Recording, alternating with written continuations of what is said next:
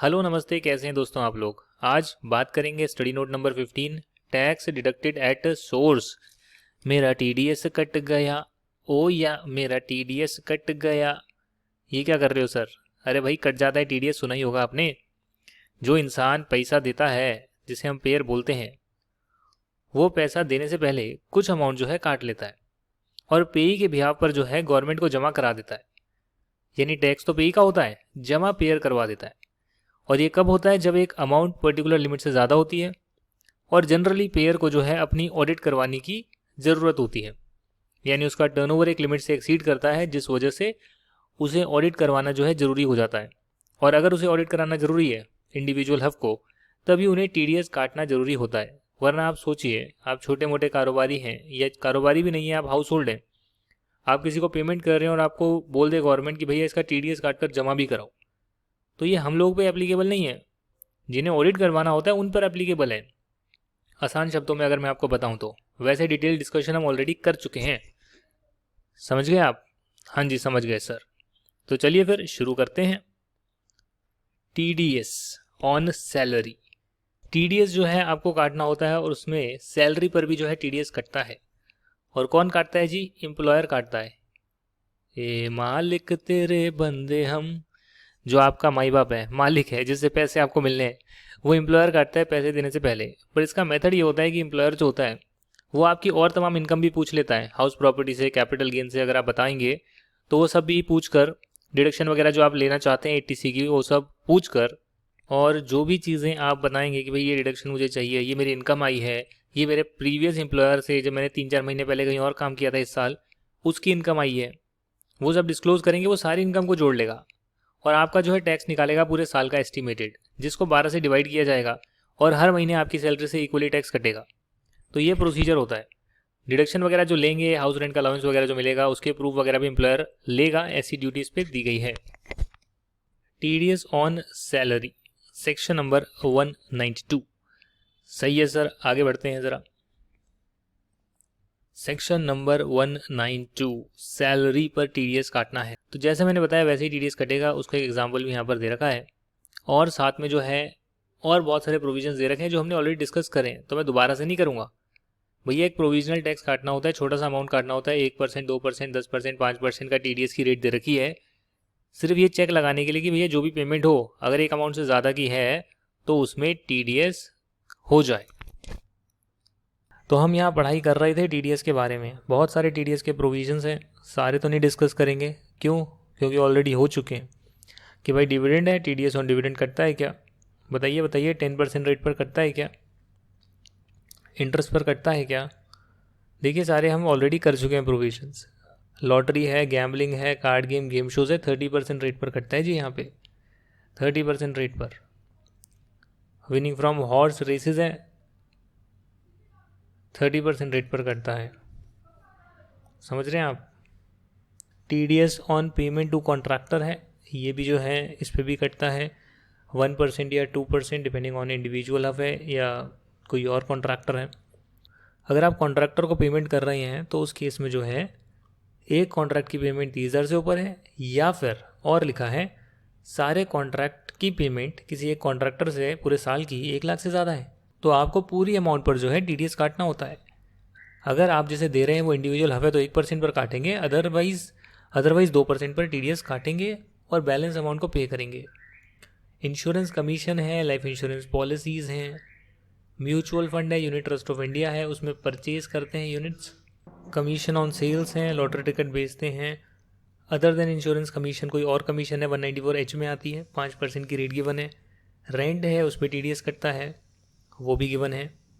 उसके बाद जो है इमूवेबल प्रॉपर्टी है, अदर देन एग्रीकल्चर लैंड, उसको ट्रांसफ़र करते हैं। तो अगर कंसिडरेशन 50 लाख से ज़्यादा है, 50 लाख या उससे ज़्यादा है, उस केस में 1% पर टीडीएस कटता है। जॉइंट डेवलपमेंट एग्रीमेंट्स भी आ गए यहाँ पे। टेक्निकल सर्विस है, प्रोफेशनल सर्विस है, वो भी आ गई। और उसके बाद जो है कंपलसरी एक्विजिशन होता है, गवर्नमेंट कर लेती है इमूवेबल प्रॉपर्टी का, वो भी। फिर इनकम आ रही है यूनिट्स ऑफ बिजनेस ट्रस्ट से, उस केस में क्या होगा? ये जो है इंफ्रास्ट्रक्चर डेट फंड, इसमें क्या होगा? इन्वेस्टमेंट फंड है, इसमें क्या होगा? तो अगर आप यहाँ देखें ध्यान से, हम इसको करते हैं ज़रा 194 LBA को ज़रा देखते हैं। TDS जब भी आप पढ़ें, TDS का सेक्शन जब भी आप स्टडी मटेरियल को रीड करें तो आप इसको देखें ज़रूर। क्या चीज़ को, के टाइटल क्या है, TDS on certain income from units of a business trust. तो पहले बात तो आपको समझ में होना चाहिए कि बिजनेस ट्रस्ट क्या होती है। कोई भी ट्रस्ट का काम होता है किसी के एसेट को देख रेख करना। तो बिजनेस ट्रस्ट कुछ ना कुछ बिजनेस कर रही होगी, बट ट्रस्ट क्योंकि लिख दिया है तो किसी के एसेट्स की देख रेख कर रही है, और जिन्होंने पैसा लगाया है उनको इन्होंने यूनिट्स दिए हैं, शेयर्स की जगह यूनिट्स दिए हैं। अब होता क्या है कि उन यूनिट से जो इनकम आती है उस पर TDS बिजनेस ट्रस्ट करेगी। कौन करेगा? बिजनेस ट्रस्ट, क्योंकि बिजनेस ट्रस्ट इनकम जनरेट करके डिस्ट्रीब्यूट कर रही है, और जो पैसे देता है वो TDS काट कर पैसे देता है।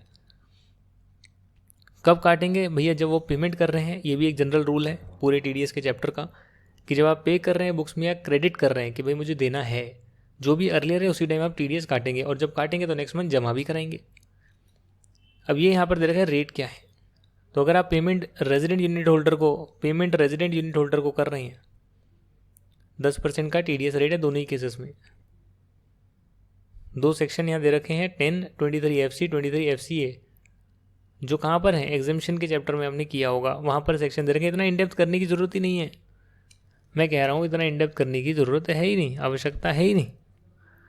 आप यहाँ देख सकते हैं बहुत ही आसानी से यहाँ लिखा हुआ है, if payment is made to a unit holder being non resident, if payment is made to a unit holder being a foreign company.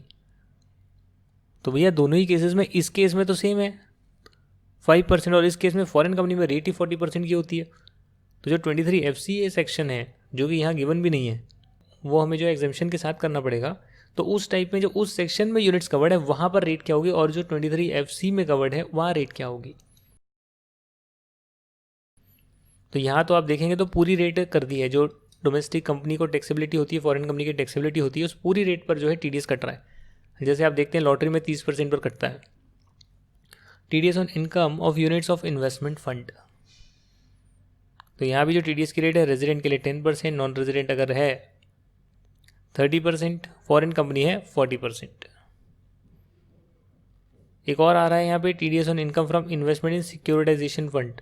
ये एक और टाइप का फंड होता है, और इसमें भी TDS रेट कितनी है कि भैया इससे अगर इनकम रेजिडेंट को आएगी, इंडिविजुअल हफ के केस में 25% और बाकी केस में 30%, नॉन रेजिडेंट में 30% और फॉरेन कंपनी में 40%।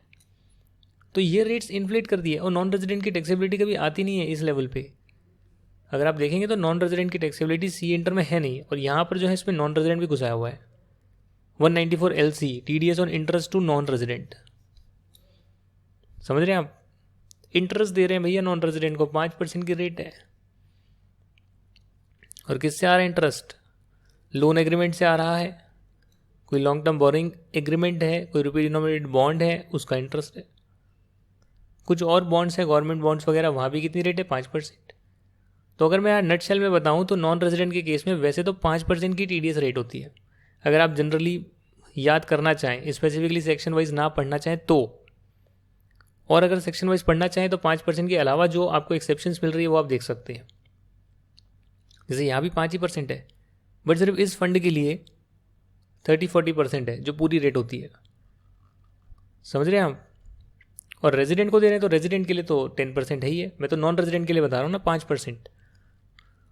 अब यहाँ पर भी है, कुछ आप पेमेंट करते हैं इंडिविजुअल और हिंदू एंड फैमिली को 194M, ये भी है, ऑलरेडी हम डिस्कस कर चुके हैं, ये भी हम कर चुके हैं। ये नया सेक्शन इंसर्ट हुआ था, अगर आप देखेंगे ये नया आया है, और हमने ये ऑलरेडी डिस्कस करा है। M भी करा है हमने, N भी करा है। ये तो अभी इंट्रोड्यूस हुआ, फाइनेंस मिनिस्टर ने जब बोला कि 1 करोड़ से ज़्यादा कैश अब विड्रॉ करोगे तो भी TDS है। कमाल है यार, कैश की विड्रॉवल पर भी TDS, अपने ही कैश को विड्रॉ करने पे TDS, अगर 1 करोड़ से ज़्यादा किया है तो TDS जो है। बाकी अगर कोई समय जिसका हमने ऊपर जिक्र नहीं किया है तो उस केस में जो है जनरल सेक्शन आता है 195, जो नॉन रेजिडेंट की टैक्सेबिलिटी की बात करता है, और जो उनके लिए रेट्स एप्लीकेबल होगी उस रेट पर TDS किया जाता है, जो कि हमारे कोर्स में पढ़ाई नहीं जाती है। 196 आ गया है अब, और 194(6) में जो है ऑफशोर अगर आपका कोई फंड है और उसकी यूनिट्स है, उस केस में जो है 10% का TDS कटेगा। किस पर कटेगा? जो उनसे इनकम आ रही है। 196C है, उसमें आप ग्लोबल डिपॉजिटर रिसिप्ट आपने नाम सुना होगा, income from foreign currency bonds आपने सुना होगा, वहाँ भी कितना रेट है, 10% है, उससे इनकम आएगी। तो फॉरेन इंस्टीट्यूशनल इन्वेस्टर्स हैं सिक्योरिटीज़ के, डेफिनेटली बाहर वाले लोग हैं इंस्टीट्यूशनल इन्वेस्टर, यानी कि इंडिविजुअल नहीं है। तो जो उन्हें पैसा देगा वो 20% रेट पर काटेगा। और एक खास बात है कि जब हम नॉन रेजिडेंट को करते हैं पेमेंट, तो उसमें हम एजुकेशन सेस भी TDS रेट में जोड़ देते हैं। सरचार्ज एप्लीकेबल अगर है, टोटल इनकम उतनी एक्सीड हो रही है, तो हम सरचार्ज भी जोड़ लेते हैं।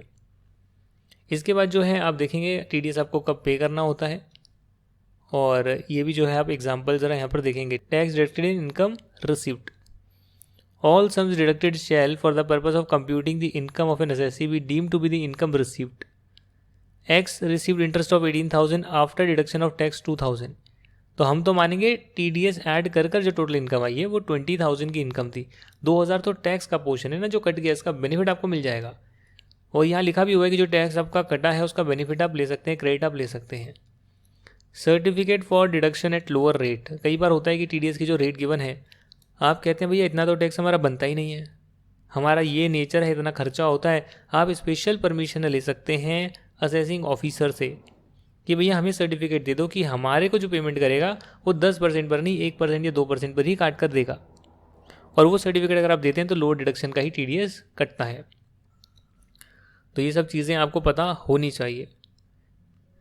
उसके बाद जो है दोस्तों, कुछ केसेस में जो है आपको डिडक्शन करने की ज़रूरत नहीं है। और कब करने की ज़रूरत नहीं है, जब आप फॉर्म 15G 15H भरते हैं और कहते हैं भाई मेरी तो साल की इनकम जो है वही 2.5 लाख नहीं बनने वाली।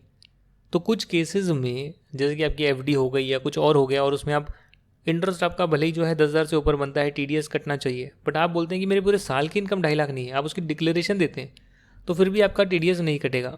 अगर इंटरेस्ट आपका 2.5 लाख से एक्सीड नहीं करता है तो कटेगा ही नहीं, क्योंकि आपकी इनकम ही क्या है, टैक्सेबल नहीं होगी, फालतू में TDS कटेगा, फिर आप रिफंड क्लेम करेंगे, लंबा प्रोसीजर है। तो ये बेनिफिट दिया गया है। जो भी इंसान है वो TDS काटेगा, काट कर अगले महीने जमा कराएगा, उसकी जो रिटर्न्स है वो भी जमा करवानी होती है, और वो भी मैंने आपको करवाई हुई है कि क्या क्या ड्यू डेट्स होती है। वैसे यहाँ दे भी रखा है रिटर्न्स की क्या क्या ड्यू डेट है। जो भी क्वार्टर खत्म होगा उसके अगले महीने की 31 तारीख को जो है आप रिटर्न भर रहे हैं, पर मार्च के लिए आप 31 मई भरेंगे, आपको टाइमलाइन दिया हुआ है।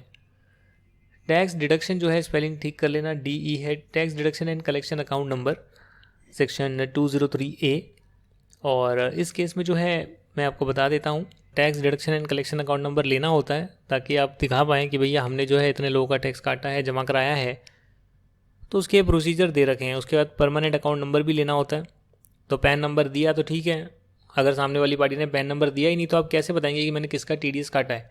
तो उस केस में जो है आप हायर रेट पर काटेंगे, अगर कोई रिलेवेंट प्रोविजन है हायर रेट के लिए, नहीं तो 20% पर आप काट देंगे अगर कोई हायर रेट गिवन नहीं है। तो इलेक्ट्रॉनिक जो है टैक्स की आप पेमेंट करेंगे, डायरेक्ट पेमेंट जो है गवर्नमेंट को आप कर देंगे, और वो जो है ऑनलाइन सारी चीज़ें हो जाती है प्रोसेस।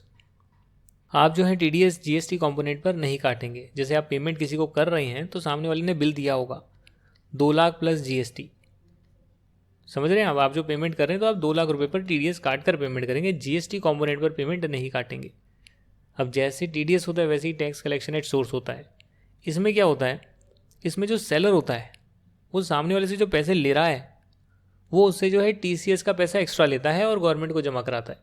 ये जनरली जो आपके वेस्ट स्क्रैप होते हैं और कुछ चीज़ें होती है, तेंदू लीव्स, आपके जो स्क्रैप फॉरेस्ट प्रोड्यूस टिम्बर, इन सब पर जो है, और मोटर कार जो है जो 10 लाख से एक्सीड करती है, कोल लिग्नाइट आयरन हो रहा है, यहाँ पर जो है TCS के प्रोविजंस लगते हैं, और ये रेट गिवन है जो हमने ऑलरेडी क्लासेस में करी हुई है। तो उसके बाद आप जो है उसे करेंगे और उसके बाद डिडक्ट करेंगे, और अगर कोई पैन नहीं देता है तो फिर ट्वाइस द रेट पर करेंगे या 5% पर करेंगे, जो भी हाइयर है। एडवांस टैक्स का कॉन्सेप्ट है वो भी हम कर चुके हैं कि आप पहले पूरे साल का टैक्स निकालिए, जो TDS वगैरह कट गया है, उसके बाद अगर कुछ बचता है और वो 10,000 या उससे ज़्यादा है पूरे साल का, तो आपको जो है क्वार्टरली जो है एडवांस टैक्स आपको पे करना होगा। यहाँ दे भी रखा है क्वार्टरली कि आप कैसे कैसे पे करेंगे, और वो यहाँ दे रखा है 15 जून तक 15%, 45%, 75%, 100%। तो ऐसे आपको जो है पेमेंट करनी होगी। जो हमारे प्रिजम्पटिव टैक्सेशन फॉलो करते हैं उन्हें क्वार्टरली पेमेंट नहीं करनी, उन्हें बस 15 मार्च तक 100% जो है अमाउंट पे कर देनी है, बस जो अपने टैक्स की अमाउंट है, एडवांस टैक्स की जो अमाउंट है। तो आप कैलकुलेट करेंगे, सब्सिक्वेंट इंस्टॉलमेंट पे करेंगे, नहीं कर पाते तो इंटरेस्ट कैलकुलेट होगा, और वो चीज़ें भी हमने डिस्कस करी थी कैसे कैसे इंटरेस्ट कैलकुलेट होता है। रिटर्न है, पैन नंबर है, ये भी हम डिस्कस कर चुके किसको कौन सी रिटर्न भरनी होती है, तो उसका मैंने आपको चार्ट बनाकर करवाया था। ITR 1 क्या होती है, 2 क्या होती है, ITR 4 क्या होती है, सहज क्या होता है फॉर्म, कैसे आप जो है ITR को सबमिट करेंगे ऑनलाइन, उसका भी मैंने जो है ट्यूटोरियल वीडियो जो है यूट्यूब पर भी अपलोड किया है, आप देख सकते हैं। हाउ टू फाइल ITR 1 या how to file ITR by Yogesh Verma कर लेना, CA योगेश वर्मा, तो मेरा वीडियो आ जाएगा। तो ये सभी रिटर्न है, अलग अलग लोगों को अलग अलग भरनी होती है, उसके फॉर्मेट होते हैं और उसमें आप सबमिट करते हैं तो डिपार्टमेंट को इन्फॉर्मेशन जाती है कि अच्छा ये है आपकी इनकम। टाइम पे नहीं भर पाते, बाद में भरते हैं, ड्यू डेट के बाद भरते हैं, उसे बिलेटेड रिटर्न बोलते हैं। रिटर्न एक बार भर दी, कुछ गलती हो गई तो रिवाइज तो कर ही सकते हैं, तो उसे हम क्या बोलते हैं, रिवाइज रिटर्न बोलते हैं। तो अगर आपने एक रिटर्न भरी, टाइम पर भर दी, कोई दिक्कत नहीं है, गलती हो गई तो उसको ठीक कर दीजिए, और जब आप रिवाइज करेंगे तो माना जाएगा कि आपने जिस डेट पर ओरिजिनली भरी थी उसी डेट से आपने जो है रिवाइज कर दी है। तो असेसमेंट ईयर खत्म होने से पहले आप काम कर सकते हैं। वेरीफाई कौन कौन करेगा इसकी भी हमने बात करी थी, रिटर्न को साइन कौन करेगा, पैन नंबर किसको लेना जरूरी है, कब ले सकते हैं, वो भी हमने डिस्कस किया था और इसको मैंने नोट्स में भी लिखवाया हुआ है। समझ रहे हैं आप, आधार नंबर कोड करना होता है, ये भी मैंने आपको ऑलरेडी कराया हुआ है। इसके बाद जो है आपके असेसमेंट प्रोसीजर चालू हो जाते हैं जो कि आपके CA इंटरमीडिएट में नहीं है। तो अगर मैं आपको बताऊं, हमने जितना भी अभी तक 533 पेजेस गो थ्रू करे हैं, मैं ये तो कहूँगा नहीं कि हमने कॉन्सेप्ट डिस्कस कर लिए, जी नहीं, वो तो ऑलरेडी क्लास में हो गए। मैं ये भी नहीं कहूँगा हमने क्वेश्चन आंसर प्रैक्टिस करें, जी नहीं, हमने कुछ इलस्ट्रेशन ज़रूर देखी है बट सारे तो हमने नहीं करे। तो हमने क्या किया है, हमने आपका मटेरियल गो थ्रू किया है, जिसे बोलते हैं ना कि अच्छा ये गिवन है, ये गिवन है, ये गिवन है, ये हम कर चुके हैं। वो जो हमने गो थ्रू करा 533 पेजेस, उसमें देखा जाए तो 95% से ज़्यादा चीज़ें हमारे नोट्स में ही अवेलेबल हैं। हमने वो सारी इलस्ट्रेशंस करी है, 95% से भी ज़्यादा बोल रहा हूँ, तो मतलब मैं कह रहा हूँ कि ऑलमोस्ट सभी चीज़ें हैं। हाँ, कुछ एक लाइन, कुछ एक पैराग्राफ मिल सकता है, बट वो फाइनल लेवल पर रिलेवेंट ज़्यादा है। जैसे आपने TDS में देखा कि भैया नॉन रेजिडेंट की टैक्सेबिलिटी डाल दी, तो उसके कुछ प्रोविजन भले ही मैंने यहाँ पर आपको दिखाया, कुछ डिस्कस भी करें, जिससे कि आप अपना सेल्फ स्टडी में भी उस टॉपिक को जो है पढ़ें तो आपको क्लियर हो जाए। TDS पूरा हमने कराई हुआ है, NR का पार्ट भी मैंने बता दिया कैसे होता है, और भी थोड़ी बहुत चीज़ें हमने कराई, बट 95% से ज़्यादा चीज़ें अगर आप देखेंगे तो वो सारी की सारी कवर्ड है जो आपके अटेम्प्ट के लिए एप्लीकेबल है, रेलेवेंट है। अब जो हम करेंगे इसके बाद, वो चीज़ें ऐसी है जो शायद हमने इंटरमीडिएट में नहीं करी है, तो वो चीज़ें जो है CA इंटर में नहीं करी, जो आपके CA में इंटर में है, तो उसे हम डिटेल में डिस्कस करेंगे। तो आने वाले जो 50-60 पेजेस हैं, जिसमें कि आपका असेसमेंट प्रोसीजर्स हैं, तो ये हमें जो है डिटेल में डिस्कस करना है। और आपके इसमें मैट प्रोविजंस नहीं है, मिनिमम अल्टरनेट टैक्स के, जी नहीं। ये क्या हो गया, ये तो क्वेश्चन आंसर्स आ गए। अच्छा, यहाँ से क्वेश्चन आंसर स्टार्ट हो गए क्या? तो ये सिर्फ यहीं तक आपको करना है। ICDS के प्रोविजंस भी हैं, बट ICDS गिवन नहीं है क्या? ICDS गिवन है, तो ICDS भी हम डिस्कस करेंगे। एक तो ये हो गया हमारा, और इनकम कंप्यूटेशन डिस्क्लोजर स्टैंडर्ड की एक क्लास होगी अलग से, और उसके बाद जो है ये आपका असेसमेंट प्रोसीजर्स हो गया। हाँ, तो ये दो चीज़ें जो हैं, इसके 2 वीडियो सेपरेट बनेंगे डिटेल में, क्योंकि ये ऐसी चीज़ है जो आपके कोर्स में है और CA इंटर में नहीं है। तो फिर हम मिलेंगे और अगले 2 वीडियोज़ में हम इसे पूरा कंप्लीट करेंगे आपका मटीरियल, जिसके बाद आप निश्चिंत हो जाएंगे कि भैया अब जो है 95 नहीं, अब तो 99% चीज़ें हमारी हो गई है। हमारा मटीरियल भी दिखा दिया, 2-3 चैप्टर जो इसके अलग थे वो भी पूरे डिस्कस हो गए हैं, और उसके बाद जो है बस आपकी सेल्फ स्टडी, आपकी रिवीजन आपको हेल्प करेगी। Thank you very much for watching this. I wish you all the best. Bye bye. See you in the next video.